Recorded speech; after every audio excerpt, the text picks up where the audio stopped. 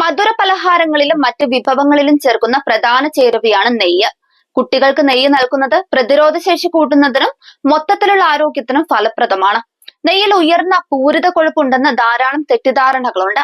ഇത് കൊളസ്ട്രോൾ, ഹൃദ്രോഗം, ശരീരഭാരം വർദ്ധിപ്പിക്കൽ എന്നിവയിലേക്ക് നയിക്കുന്നതായും പലരും കരുതുന്നുണ്ട്.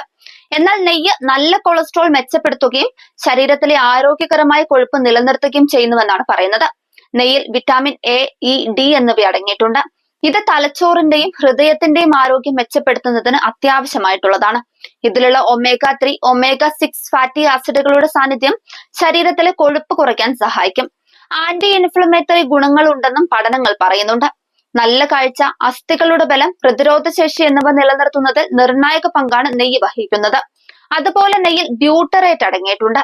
ഇത് കുടൽപാളിയുടെ ആരോഗ്യം നിലനിർത്താൻ സഹായിക്കും. മെറ്റബോളിസത്തെ നിയന്ത്രിക്കുന്നതിനും ഹോർമോണുകളെ സന്തുലിതമാക്കുന്നതിനും നെയ്യ്ക്ക് നല്ല പങ്കുണ്ട്.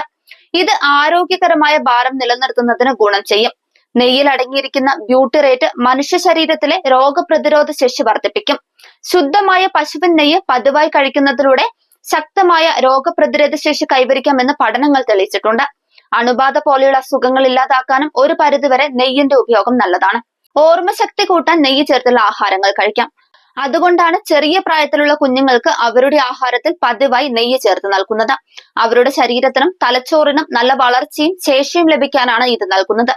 നെയ്യ് ഉപയോഗിക്കുന്നത് ചർമ്മത്തിന് നിരവധി ഗുണങ്ങൾ നൽകും. വിറ്റാമിനുകളാൽ സമ്പന്നമായ നെയ്യ് ചർമ്മത്തിന്റെ ഇലാസ്തികത നിലനിർത്താനും ചുളിവുകൾ കുറയ്ക്കാനും സഹായിക്കും.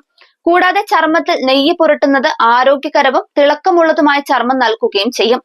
ദഹനത്തെ സഹായിക്കുന്ന പോഷകങ്ങളാൽ സമ്പന്നമാണ് നെയ്യ്. വയറിന്റെ ആരോഗ്യം നിലനിർത്താൻ നെയ്യ് സഹായിക്കുന്നുണ്ട്. ദിവസവും രാവിലെ 1 ടീസ്പൂൺ നെയ്യ് കഴിക്കുന്നത് ദഹന വ്യവസ്ഥയെ ശക്തിപ്പെടുത്തും.